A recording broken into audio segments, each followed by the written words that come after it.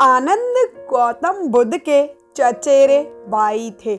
जब गौतम बुद्ध ने लोगों को दीक्षा देना शुरू किया, तब उनके चचेरे भाई आनंद उनके पास आते हैं और उनसे कहते हैं कि मैं भी दीक्षा लेकर एक भिक्षु बनना चाहता हूँ, लेकिन मैं आपका भिक्षु बन जाऊं तो इसके लिए मेरी एक शर्त है, जो एक छोटा भाई होने के नाते आपको सुननी होगी। तब गौतम बुद्ध कहते हैं, कैसी शर्त? तब आनंद कहते हैं, मैं आपका शिष्य बनने जा रहा हूँ, लेकिन मैं हमेशा आपके साथ ही रहूँगा। आप मुझसे कोई भी काम नहीं करवाएंगे। मैं हमेशा आपकी छाया बनकर रहूँगा।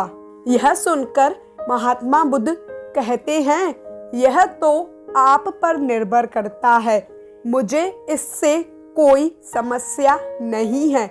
यदि आप एक शिष्य बनना चाहते हैं, लेकिन आप उसके साथ में कोई शर्त रखते हैं, तो आप कभी भी शिष्य बनने का स्वाद नहीं चख पाएंगे।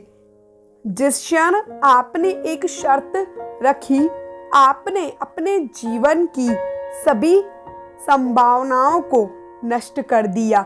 महात्मा बुद्ध मुस्कुराते हैं और कहते हैं, ठीक है, यदि आपकी यही शर्त है तो आपकी यह शर्त पूरी की जाएगी, मुझे कोई समस्या नहीं है। अब आनंद वैसे तो हर काम करते थे, बुद्ध के साथ रहते थे, दीक्षा भी लेने को जाया करते थे, लेकिन वह ज्यादातर समय बुद्ध के साथ ही रहते थे।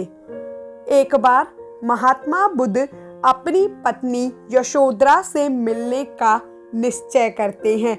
वह लगभग 8 सालों के बाद उनसे मिलने के लिए जा रहे थे। इतने सालों तक वह उनसे नहीं मिले थे। बुद्ध अपना घर जब सो रहे होते हैं, तो उस समय वह आधी रात को ही बिना किसी को बताए घर त्याग देते हैं। वह अपने बेटे और अपनी पत्नी को सोते हुए में ही छोड़ कर निकल आते हैं। अब 8 सालों बाद उनकी उनसे मिलने की संभावना बनती है। तब महात्मा बुद्ध आनंद से कहते हैं कि मैं अपनी पत्नी से मिलने के लिए जा रहा हूँ, तुम्हें साथ आने की आवश्यकता नहीं है, कृपया इस बार आप दूर रहें। बुद्ध कहते हैं कि वह पहले से ही मुझसे बहुत आहत है, मुझसे बहुत गुस्सा है कि मैंने आधी रात को ही बिना उसे बताए क्यों घर छोड़ दिया, और अब जब इतने सालों बाद मिलने जाऊंगा तो पता नहीं वह क्या करे, और यदि अब मैं आपको एक साथी के रूप में ले जाऊं तो वह इसे ठीक से नहीं लेगी। इसके लिए आप कृपा यहीं पर रहें, आपका वहां चलना उचित नहीं है। यह सुन आनंद कहते हैं कि आप अपनी शर्त भूल रहे हैं, मैं हमेशा आपकी छाया बनकर रहूंगा, आपके साथ रहूंगा, अपना वचन याद रखो।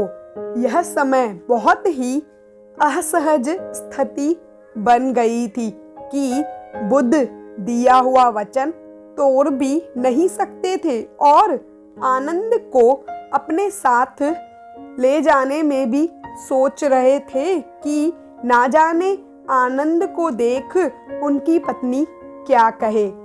आनंद को साथ ले जाने के लिए वह तैयार हो जाते हैं और दोनों महल के लिए प्रस्थान करते हैं।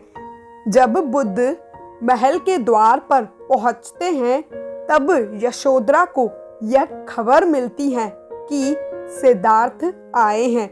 यशोधरा और सिद्धार्थ गौतम बुद्ध का आमना सामना होता है। यशोधरा बुद्ध को देखकर क्रोधित होती है, उन पर खूब चीखती चिल्लाती है। वह बुद्ध से कहती है कि आपने कायरता दिखाई, जो आप बिना हम सबको कुछ बताए ही चुपचाप चले गए। बुद्ध यशोधरा की सभी बातों को चुपचाप खड़े होकर सुनते हैं, एक शब्द भी नहीं कहते हैं, जब तक यशोधरा की बात पूरी ना हो जाती। जब यशोधरा अपने मन की भड़ास बुद्ध पर निकाल देती है और चुप हो जाती है, तब बुद्ध यशोधरा की तरफ देखते हुए कहते हैं कि जिस आदमी ने तुमसे विवाह किया था वह सिद्धार्थ था, जो कि अब वह नहीं रहा। वह आदमी चला गया, लेकिन जो तुम्हारे सामने आज खड़ा है वह सिद्धार्थ नहीं बल्कि बुद्ध खड़ा है, एक भिक्षु खड़ा है। अब मैं एक साकार प्राणी हूँ। सिद्धार्थ और बुद्ध दोनों अलग अलग हैं। आप मुझे ध्यान से देखें, मैं सिद्धार्थ नहीं, आपको बुद्ध नजर आऊंगा। यह सुन यशोधरा कहती है कि यह बातें और शर्तें आनंद पर लागू होती होंगी। मैं यह नहीं मानती हूँ। आप मेरे पति हो, यह आपका बेटा है जिसे कायरता के साथ आप यूं ही छोड़ कर चले गए। यह तो यह भी नहीं जानता कि उसके पिता उसे सोता हुआ छोड़कर भाग गए थे। यशोधरा के मन में बहुत सी बातें थी जो उन्हें बुद्ध से कहनी थी। उन्होंने वह हर शिकायत की जो इतने सालों में उनके मन में थी। उनका क्रोध, दर्द सब दिख रहा था। यशोधरा हर वह बात कह देती है जो वह कहना चाहती थी। उसके बाद वह अपने बेटे को लेकर आती है और कहती है, पूछो अपने पिता से, वह तुम्हें क्या देंगे? क्या है उनके पास तुम्हें देने के लिए? वह सबके लिए इतना करते हैं, क्या वह तुम्हारे लिए कुछ नहीं करेंगे? अपने बेटे को कुछ नहीं देंगे? वह बुद्ध से कहती है, बताइए आप अपने बेटे को क्या देंगे? यह सुनकर बुद्ध आनंद से कहते हैं, जाओ आनंद, आप मेरा भिक्षा पात्र लेकर आओ। यह मानो बुद्ध पहले से ही तैयार होकर आए थे। आनंद बुद्ध का भिक्षा पात्र लेकर आते हैं। फिर बुद्ध अपने बेटे को बुलाते हैं और वह भिक्षा पात्र उसे दे देते हैं और कहते हैं कि मैं नहीं चाहता कि तुम एक राजा के रूप में पीड़ित हो, इसीलिए मैं तुम्हें परम स्वतंत्रता दे रहा हूँ। मेरी विरासत मेरा भिक्षा का कटोरा है। उसने अपने भिक्षा का वह कटोरा अपने 8 साल के बेटे को सौंप दिया और वह सन्यासी बन गया। आनंद वापस विहार लौट आए। आनंद ने यह सब दृश्य अपनी आंखों के सामने देखा था और वह अपनी केवल एक शर्त से उनकी संभावनाओं को नष्ट कर देते हैं। यहाँ अपनी शर्त के कारण चूक जाते हैं। जब गौतम बुद्ध अपनी अंतिम